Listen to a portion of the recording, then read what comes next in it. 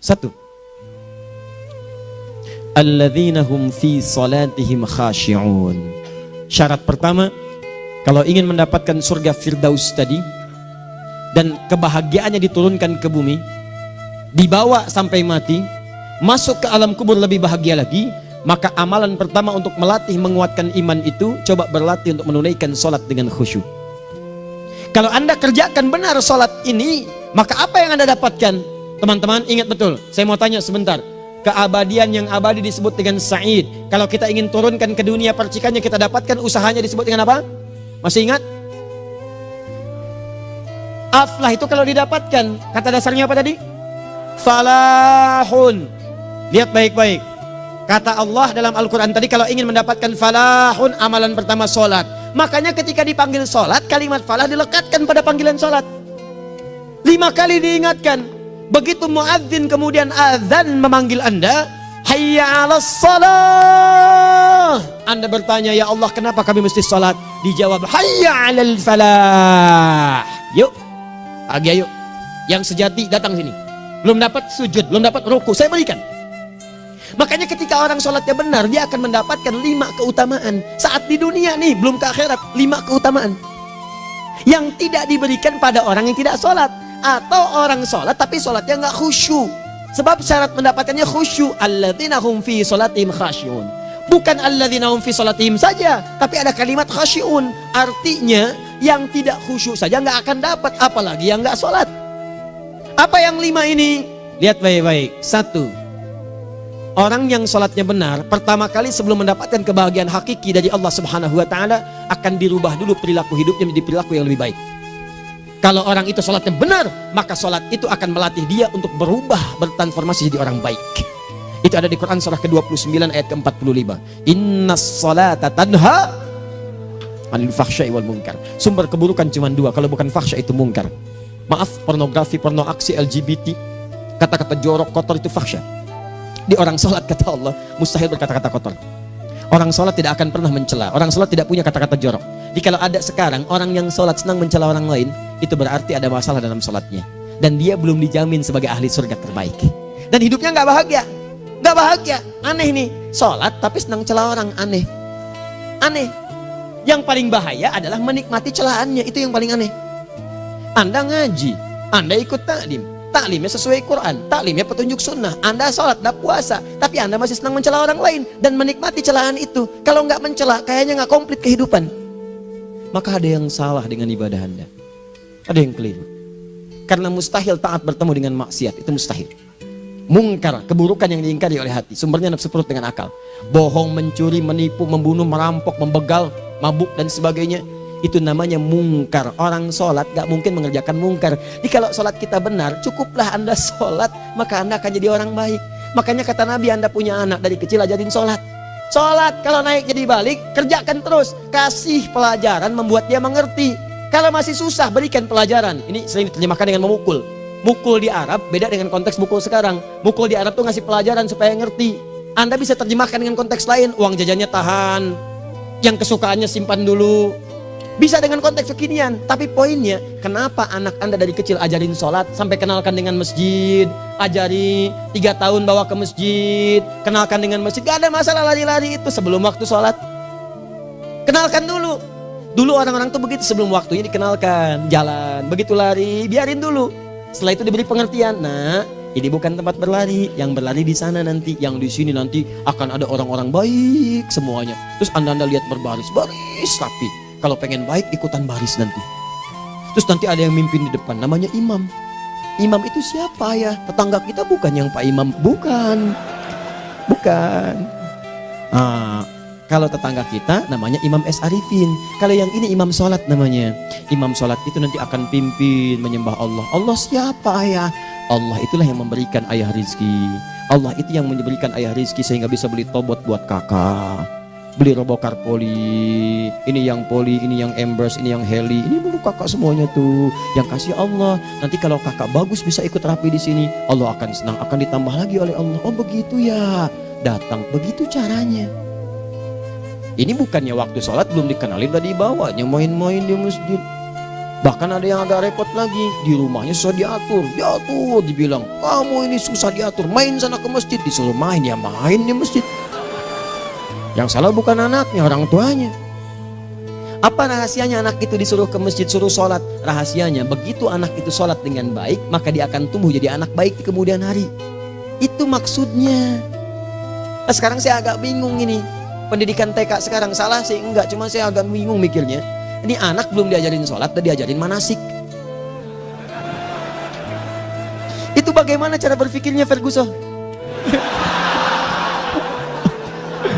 Agak repot saya mikirnya tuh. Ya, walaupun salah sih enggak, cuma saya bingung gitu. Kenapa nggak dikerjakan tahap yang pertama dulu? Tangga itu kan berurutan, nggak bisa Anda lompat langsung ke 5. Kan 1, 2 belum terlewati. Jelas ya? Ah, ini gambarannya. Sholat nih. 1 pasti baik. Jadi kalau sekarang sholat, lisan belum baik, mata belum baik, sampai ke kaki, berarti ada yang salah sholatnya tuh. Ada yang nggak tepat. Tangan sembarangan, snack orang ngambil. Awas. Tuh sendal orang, mau wudhu nggak ada sendal, pakai sendal orang. Udah bilang belum? Kehujanan pakai payung orang. Udah bilang belum? Ya kan gampang Ustaz. Ini kan juga mungkin diikhlaskan karena Allah. Ya ikhlas, cuman pakainya belum minjam. Bagaimana kalau sedang pegang payung itu keluar, Anda meninggal? Nah, coba mikirin ke situ. Coba ke kantor, kalau didorong proyek yang gak jelas, minta tanda tangan, pikir lu bagaimana kalau meninggal. Kemarin saya sama teman-teman artis, saya katakan begini, Anda ya, kalau Anda mengaji dengan saya, jangan pernah menerima peran maksiat. Walaupun itu sekedar adegan, tapi itu maksiat. Kalau bayangkan ketika Anda memerankan itu, Anda diwafatkan oleh Allah Subhanahu Wa Taala. Maka demi Allah saya katakan tidak ada faedahnya Anda ngaji sekarang, ngaji besok. Ketika Anda menerima peran itu, Anda wafat dalam keadaan bermaksiat di hadapan Allah Subhanahu Wa Taala. Maka saya pun katakan pada Anda, ayo belajar yang betul, pahami, bangun sholat, belajar, dalami seperti orang tua kita dulu. Tinggalkan nyontek, budaya yang nggak jelas. Rasakan ketika nyontek Anda wafat, apa yang Anda dapatkan? Di Libya itu kalau nyontek, di Libya ya, saya pernah sekolah di Libya nih, itu kalau nyontek dibiarin aja dulu. Dan rekornya 100% ketahuan. Begitu sudah selesai, cuma jeda 2 jam, langsung ada panggilan. Si Fulan silahkan datang ke kantor. Apa yang disediakan di kantor sudah siap. Anda diberi waktu 2 jam dari sekarang, siapkan beres-beres koper Anda. Di sini sudah tertulis Anda akan pulang. Tiketnya sudah lengkap, dikawal 2 orang. Dituliskan di situ anak ini nyontek, gak boleh kembali ke sini. Libya. Gak ada, zero tolerance bagi yang seperti itu, keluar. Kami gak terima di sini. Harusnya begitu. Gak ada faedahnya. Yang kita butuhkan amalan dari ilmu, bukan nilai-nilai itu sementara. Gak ada. Sudah. Nah ini akhirnya begini kualitasnya nih. Tertulis di ijazahnya bagus, cum laude, IPK-nya 4, tapi gak ada aplikasinya. Yang pintar banyak. Kita butuh yang baik, pintar yang baik. Sekarang yang pintar banyak, kepintarannya dipakai untuk nipu orang. Itu yang bahaya. Ahli hukum banyak yang dihukum. Ahli ekonomi tidak bisa mengangkat perekonomian. Apa yang salah? Apa yang salah? Ini yang jadi persoalan.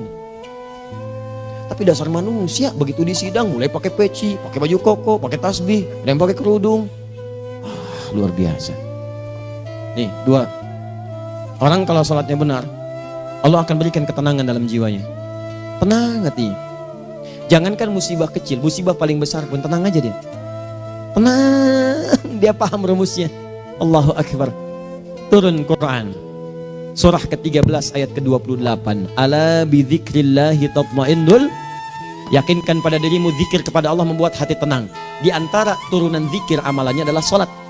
Dari mana taunya Quran surah ke-20 ayat ke-14? Innani anallahu la ilaha illa ana fa'budni wa aqimis salata lidzikri. Saya Allah, kata Allah ke Nabi Musa. Tidak ada Tuhan selain saya, sembah saya. Bagaimana menyembahmu ya Allah? Tunaikan salat sebagai zikir kepada saya, zikir. Nah, maka kalau Anda sedang tidak tenang, ayo ke masjid. Banyak zikir itu, baca Quran zikir. Quran surah 15 ayat 9. Inna nahnu nazzalna dzikra. Kami turunkan Al-Quran sebagai zikir. Jadi kalau Anda sedang baca Al-Quran, Anda sedang berzikir. Ibu kalau sedang nggak tenang, Bu, gelisah, nggak enak, nggak usah mengeluh, apalagi bikin status nggak karuan. Ibu wudhu, ambil mushaf baca. Begitu sedang baca ada ketenangan dalam jiwa. Berdoa, zikir. Kalau sedang nggak tenang besok ada proyek, doa dulu. Doa itu memberikan ketenangan. Makanya doa disebut dengan zikir. Quran surah ke-7 ayat 205. Wadhkur rabbaka fi nafsika tadarruan wa khifatan wa dunal jahri minal qaul. Ayo berzikir, minta kepada Allah dengan segenap jiwamu, mohon dengan penuh ketawaduan. nanti ketenangan diberikan. Menghafal Quran, baca itu zikir. Quran surah ke-54 ayat 17, 22, 32, 40. Walaqad yassarnal Qur'ana lidzikri fahal mim mudzakir. Menyebut nama Allah, Al-Asmaul Husna itu zikir. Sedang ada persoalan, ya Allah, ya Allah, ya Allah, ya Rahman, ya Rahim, ya Malik, ya Qudus, ya Allah, ya Allah, ya Allah, ya Allah. Zikir. Dalilnya Quran surah kedua ayat 152. Fadhkuruni adzkurkum. Sebut namaku, zikir. Apapun akan mengingatmu. Gimana menyebutnya? Ditafsir di Quran surah 17. Ayat keberapa? 110. Qulidullah awid rahman ayyamma tad'u falahul asmaul husna. Sebut nama Allah. Itu menenteramkan pada jiwa. Sedangkan sholat gabungan dari semua zikir tadi. Bukankah dalam sholat Anda baca Al-Quran? Bukankah dalam sholat Anda menghafal Al-Quran? Bukankah dalam sholat Anda berdoa? Bukankah dalam sholat Anda istighfar? Anda mohon digabungkan semua itu. Amalan sholat menggabungkan semua jenis zikir. Masa Anda nggak tenang juga? Makanya sholat, jangankan sholat ya, tempat sholat itu yang menenangkan. Tempat sholat, tempat paling tenang di muka bumi. Kalau nggak percaya silahkan ya, Anda sebelum masuk ke Istiqomah ini, begitu Anda masuk kan perasaannya beda kan, lain. Silahkan cek, kalau cari ketenangan datang ke masjid, masuk wudhu, masuk sholat 2 rakaat tenang, dekat kipas angin, saking tenangnya plek ngantuk tidur, beneran enak. Makanya saat Ramadan kalau orang pengen cari ketenangan, lihat di perusahaan-perusahaan penuh tuh musola pada tidur ya, mengamalkan hadis palsu. Dia musaim ibadah, tidurnya orang puasa ibadah, hadis palsu. Nah, itu teman-teman, itu gambarannya. Tiga orang yang salatnya khusyuk benar, itu dijamin langsung oleh Allah Subhanahu wa Ta'ala akan dimudahkan semua urusan hidupnya, termasuk rezekinya. Ini yang saya katakan. Jadi saya katakan tadi, di akhirat ini, di surga, rezeki tinggal ngambil. Anda kalau benar sholatnya, itu langsung dijanjikan oleh Allah. Rezeki itu nggak perlu Anda banyak pikirkan. Ikhtiar sedikit, datang. Bahkan dari sisi yang tidak Anda duga. Apa dalilnya? Quran surah ke-65 ayat 2 dan 3. Ditafsir di Al-Baqarah ayat 2 dan 3. Wa may yattaqillaha yaj'al lahu makhraja. Ada orang yang meningkatkan takwanya kepada Allah, kami mudahkan urusan hidupnya. Setiap persoalannya diberikan jalan keluar, mudah. Solusi. Setiap ada problematika, ada solusi. Wa yarzuqhu min haitsu la yahtasib. Dan kalau dia ingin mendapatkan rezeki, bahkan kami kirimkan dari sisi yang tidak dia duga. Orang lain capek ini, datang lagi tawaran proyek, datang lagi. Utsman tuh masya Allah kayanya banyak, tapi yang paling dirindukan bukan saat mendapatkan peningkatan omsetnya, yaitu saat dia mendapatkan waktu khusus dengan Allah untuk sholat malam hari, sampai-sampainya sempat sholat tahajud sampai khatam Al-Quran.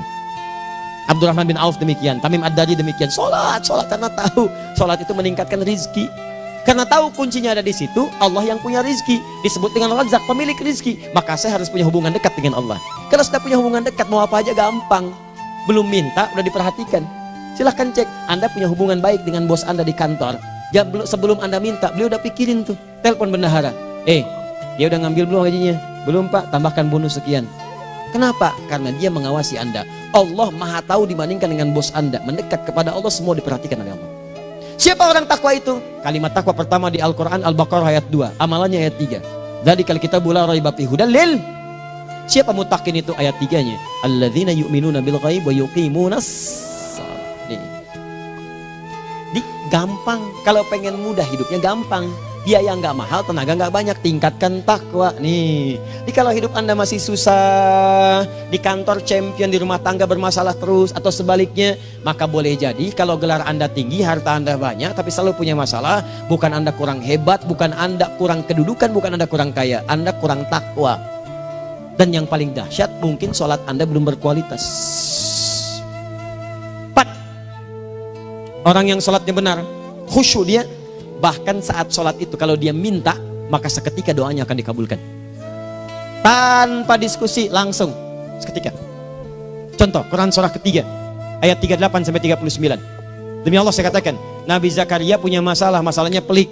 Sudah berumah tangga, istrinya divonis monopos, maaf bahkan mandul, gak mungkin punya keturunan. Maka apa yang beliau kerjakan? Secara singkat beliau sholat. Begitu sholat minta kepada Allah. Hunalika da'a Zakaria rabbah. Di mihrab itu beliau bermohon kepada Allah. Bermohonnya sambil sholat. Qala rabbi habli min ladunka dzurriyyatan thayyibah innaka sami'ud du'a. Ya Allah, mereka katakan saya nggak mungkin punya keturunan. Sekarang saya ingin katakan, ya Allah, saya hanya minta darimu saja, saya nggak akan dengarkan mereka. Ya Allah, mohon Engkau maha mendengar, ya Allah. Maha mendengar doa saya. Kalau kepada yang maha mendengar aja nggak mengabulkan, kepada siapa lagi saya mesti minta? Apa yang terjadi? Fanadatul malaikatu wa huwa qa'imun yusalli fil mihrab. turun malaikat mengabarkan, sedangkan beliau masih sholat, belum selesai dalam sholatnya. Sholat khusyuk itu belum selesai sholat aja dikabulkan, doa sudah turun. Sholatnya belum selesai, doa sudah dikabulkan.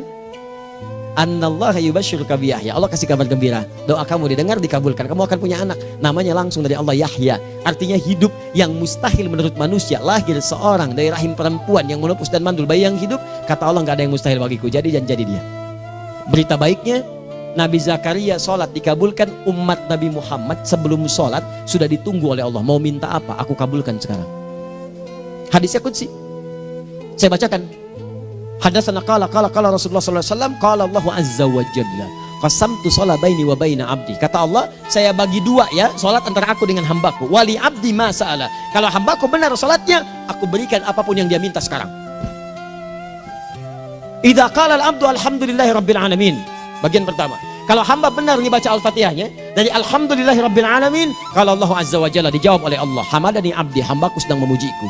Wa idza qala ar-rahmanir rahim, jika hambaku berkata ar-rahmanir rahim, qala Allah azza wa jalla athna alayya abdi, hambaku sedang menyanjungku. Wa idza qala maliki yaumiddin, qala Allah azza wa jalla majjadani abdi, kalau hambaku mengatakan maliki yaumiddin, kata Allah hambaku sedang mengagungkanku. Perhatikan sekarang.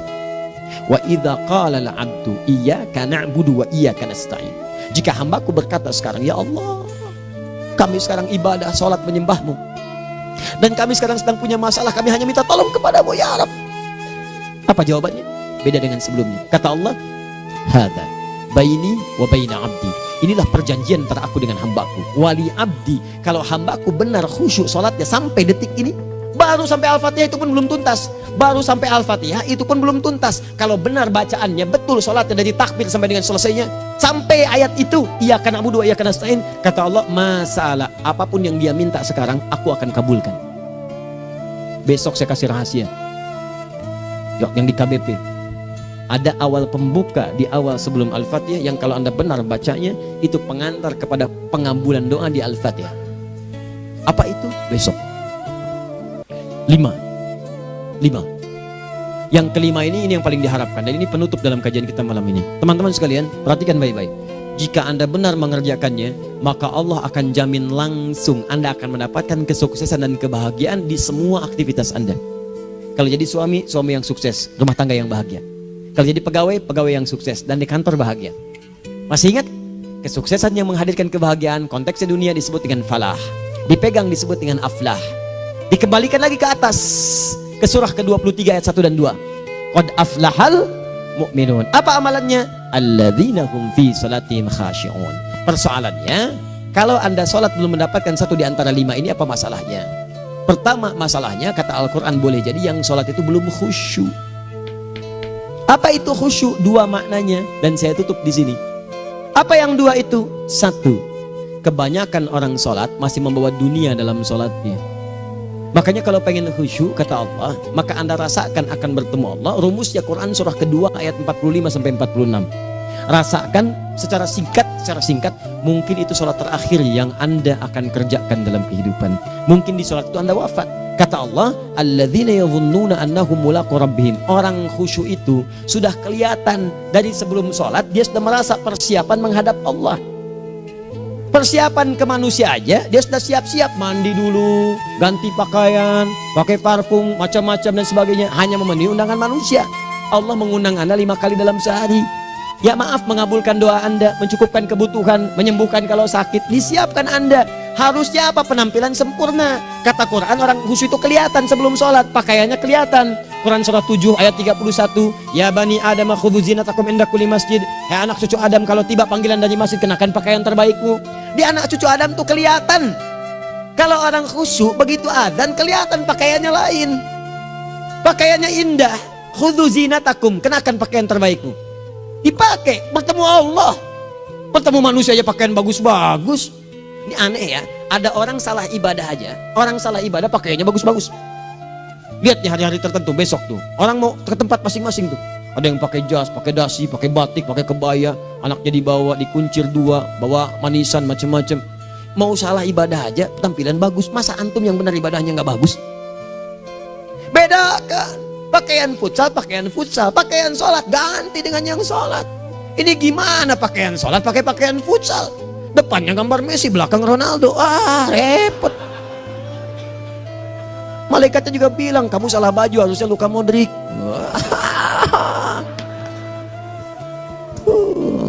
Apalah saya.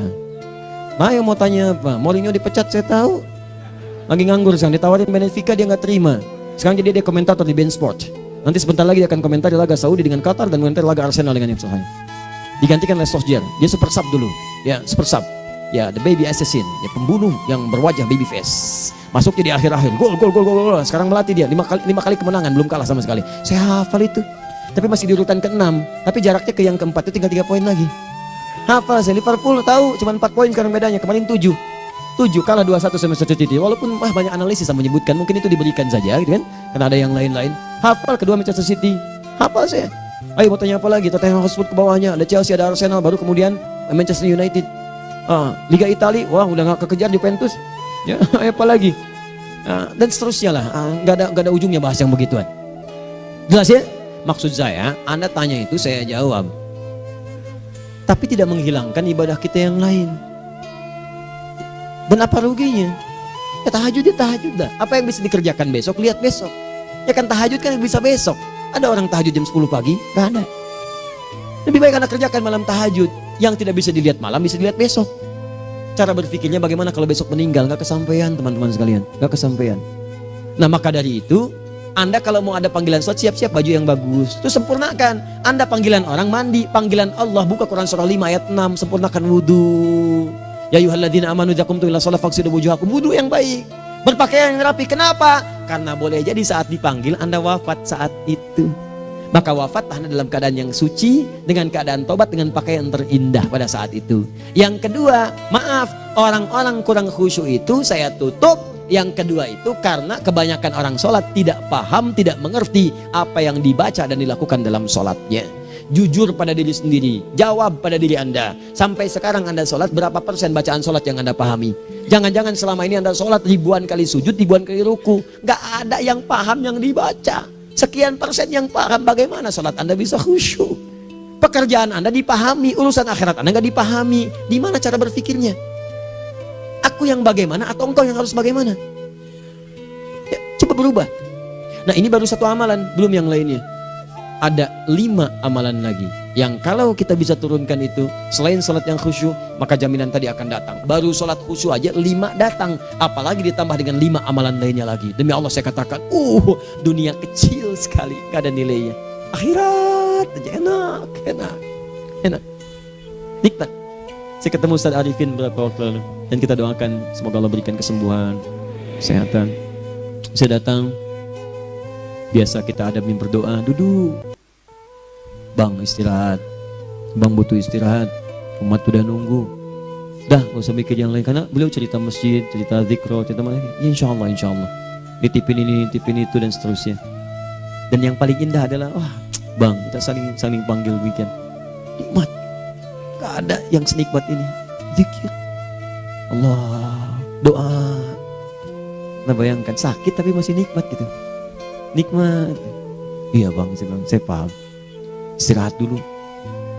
Banyakkan nanti orang jengkuk. Saya pamit dulu ya, supaya bisa istirahat, supaya tenang. Lama kita pegangan tangan, ngobrol, saling mendoakan.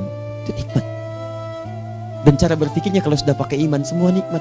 Ada uang nikmat, gak ada uang nikmat, sakit nikmat. Karena cara berpikirnya lain. Nanti kita bertemu lagi, saya terangkan pada Anda. Dan saya contohkan satu kisah. Bahkan ketika ada orang yang diuji Allah dengan ujian yang sangat luar biasa, yang menurut sementara orang itu ujian sangat luar biasa menggetarkan jiwanya dan susah untuk bertahan, tapi orang ini nikmat saja menjalaninya. Nikmat. Ada yang di rumah tangga, ada yang di macam-macam. Contohnya banyak. Satu contoh saya berikan di malam ini. Satu kali suami istri, wah luar biasa. Istrinya itu cerewetnya Pak, bukan cuma cerewet, ngeselin bagi suaminya. Maaf Bu ya, bukan ibu maksudnya. Jadi semua yang dikerjakan suami salah. Pengen mangga, ayah kalau kita sekarang dibeli mangga. Kenapa mangga yang ini? Saya pengennya mangga yang lain. Belikan mangga. Kenapa beli mangga aja? Jeruknya mana? Jeruk. Semua. Pokoknya semuanya kerjakan suami salah. Tapi suami tidak pernah mengeluh. Ini kerjakan, itu kerjakan. Satu kali, perhatikan cara memandangnya. Ketika iman sudah masuk ke dalam jiwa. Kata temannya, akhi, istri kamu ini begini nyusahin kamu. Kenapa kamu gak cari yang lain?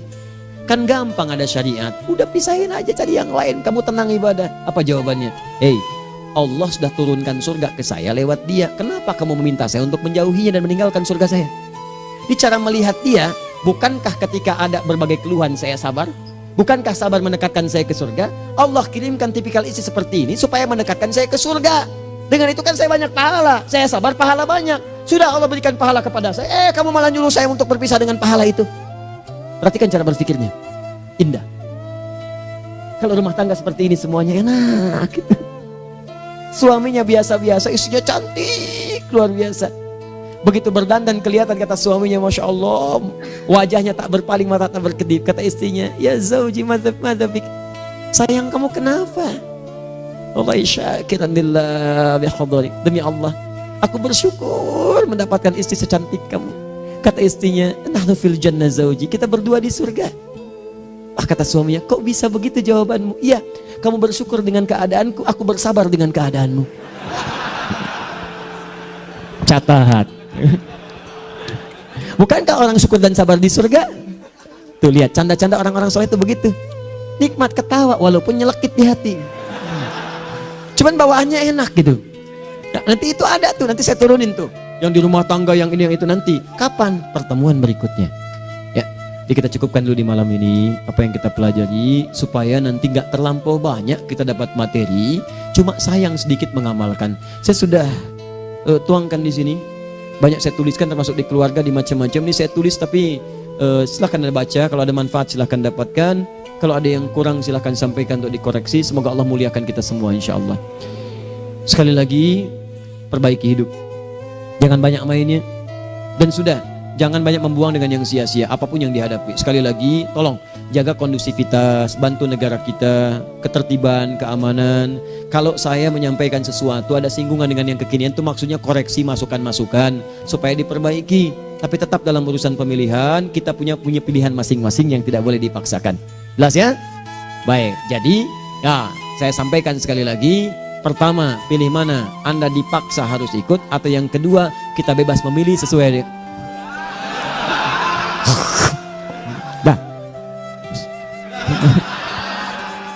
sudah ya. Jadi kita akhiri, subhanakallahumma bihamdika asyhadu an la ilaha illa anta astaghfiruka wa atubu ilaik. Wa akhiru da'wan alhamdulillahirabbil alamin. Berjumpa besok sesi terakhir fikih ikhtilaf di Masjid Ar-Rahman Kota Baru Parahyangan. Assalamualaikum warahmatullahi wabarakatuh.